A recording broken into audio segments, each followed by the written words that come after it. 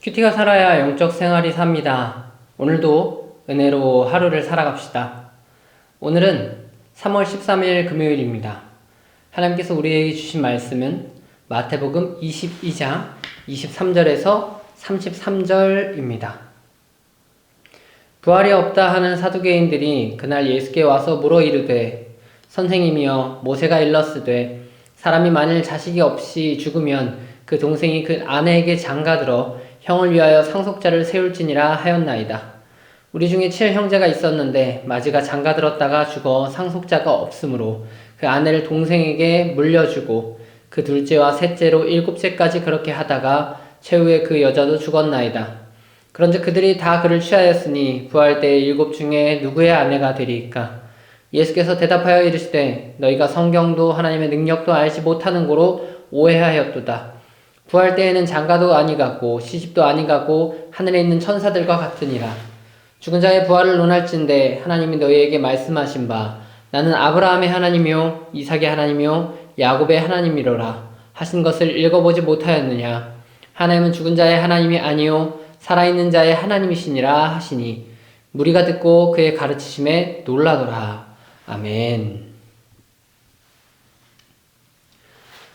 우리는 예수를 믿으면 거듭남, 다시 태어남이라는 표현을 사용하면서 새로운 삶을 살고자 합니다. 베드로는 이런 거듭남에 대해서 죄에 대하여 죽고 의에 대하여 산다라고 표현하기도 했죠. 그렇습니다. 우리가 예수 그리스도를 믿게 된다면 우리에게 일어나는 가장 큰 것은 변화입니다. 그것도 내적인 변화이죠. 이 내적인 변화는 육신의 생각과 가치관을 그제서야 내려놓게 만드는 정말 큰 능력이고 영의 생각을 할 수 있도록 돕는 것입니다. 우리는 예수 그리스도를 믿고 거듭나게 되면 영적인 생각을 할 수 있습니다. 하지만 이것은 예수님을 믿는다고 모두가 그렇게 되는 것은 아닙니다. 영적인 생각을 하기 위해서는 하나님의 생각, 하나님의 나라, 하나님의 마음에 대해서 알아야 할 수 있으며 내 주장, 내 가치관을 내려놓고 내 자아가 죽어가는 일들이 지속적으로 생기다 보면 성령님께서 내 안에 점차 크게 자리 잡으시면서 밀고 들어오는 그 힘을 통하여 느낄 수 있습니다. 우리는 이 힘을 의지하게 될 때에 주님이 하신 말씀이 믿어지고 그 말씀이 내면에 자리 잡게 됩니다. 그렇기 때문에 우리는 하나님을 믿는다, 주님을 따른다고 그때서야 고백할 수 있게 되죠. 하지만 예수를 믿는다 하여도 여전히 육신의 생각을 하며 사는 사람들이 참 많습니다. 아니, 정말 많습니다. 이는 성경에서도 잘 드러나는 신앙의 모습인데요. 구약이나 신약이나 어느 시대도 불문하고 사람들은 항상 육신의 생각으로 하나님을 바라보았습니다. 자기들은 아니다. 나는 그런 생각으로 하나님을 보지 않고 영의 생각으로 살아간다. 영의 생각으로 하나님을 바라본다. 그렇게 고백하겠지만 오늘 사두개인들과 같이 예수 그리스도를 만나 예수 그리스도의 가르침을 받게 되었을 때 이상하게 자기의 생각이 깨지는 것을 경험하게 됩니다. 우리는 그것이 육신의 생각이 깨지고 영의 생각이 흘러들어오는 것임을 알게 됐죠. 어제 말씀에서는 바리새인들이 예수님께 찾아와 질문하였습니다. 가이사에게 세금을 바치는 것이 옳습니까? 아니면 옳지 않습니까? 예수님께서는 이 질문에 대답을 해주셨고 같은 날 예수님께 부활을 믿지 않는 사두개인들이 찾아와 자기들의 의견을 관철시키려고 예수님을 시험하였습니다. 사두개인들은 오늘 예수님을 시험하려고 가져온 주제가 고헬제도입니다. 24절부터 28절까지의 내용을 통해서 예수님께 고헬제도를 질문하죠. 선생님, 모세가 말했습니다. 사람이 만일 자식이 없이 죽으면 그 동생이 그 아내에게 장가들어 형을 위하여 상속자를 세울지라 하였죠. 그렇다면 우리 중에 만일 7형제가 있는데 첫째가 장가들었다가 죽고 그렇게 7세까지 같은 여자를 아내로 두었다면 부활한 이후에 그녀는 누구의 아내가 됩니까?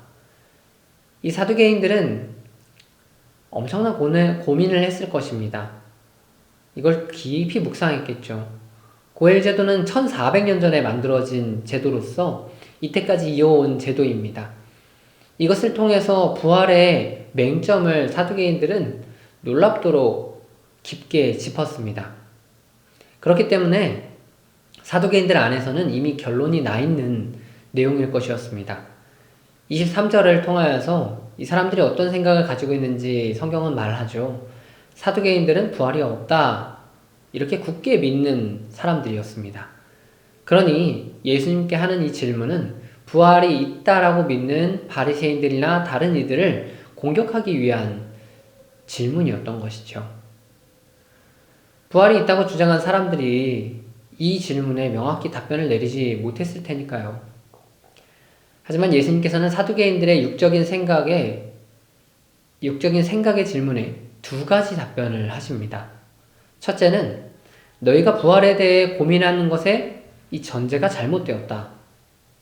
무엇이냐면 부활 이후에는 너희가 생각하는 지금 세계의 질서가 그대로 적용되지 않는다. 하나님 나라의 법이 적용되기에 거기에서는 사람들이 하늘의 천사와 같이 될 것이고 결혼 개념이라는 것 자체가 존재하지 않는다 말씀하셨습니다. 놀랍죠?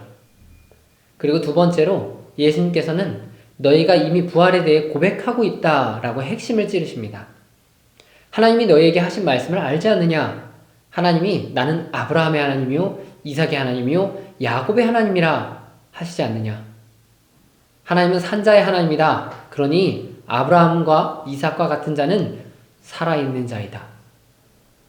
이미 수천 년 전에 죽은 아브라함과 이삭과 같은 사람을 살아있는 자라고 표현하십니다. 이렇게 예수님께서는 성경을 통해서 영적인 세계관, 부활에 대하여 설명해 주셨습니다. 저는 이 말씀을 보면서 이 본문의 끝부분에 아주 소망을 크게 가지게 되는 포인트를 발견하게 되었는데요. 33절 말씀엔 이렇게 기록되어 있습니다. 무리가 듣고 그의 가르치심에 놀라더라. 아멘. 우리는 세상을 살면서 밀려 들어오는 세상 정보를 통해서 어쩔 수 없이 세상 가치관으로 하나님 나라를 바라보고 생각하게 됩니다. 그러니 우리는 알 수 없는 것도 많고 우리가 육신의 생각에 사로잡힌 것들도 많습니다. 우리는 늘 그렇게 살아가죠. 하지만 주님의 말씀의 능력은 얼마나 놀라우신지 하나님 나라에 대한 이야기, 이 영적인 세계에 대한 이야기를 우리가 듣게 되었을 때 그것이 진실된 이야기이기 때문에 예수님이 알고 보고 우리에게 가르쳐 주신 것이기 때문에 이 말씀을 듣는 사람들이 가르치심에 놀랐다라고 성경은 이야기합니다. 이 말씀의 단어의 원어를 풀어보면 이 광경이 얼마나 압도적이었는지 우리는 알 수 있는데요. 사람들은 예수님의 가르치심을 듣고 놀라서 그냥 입을 벌리고 멍청하게 듣고 있는 것이었습니다.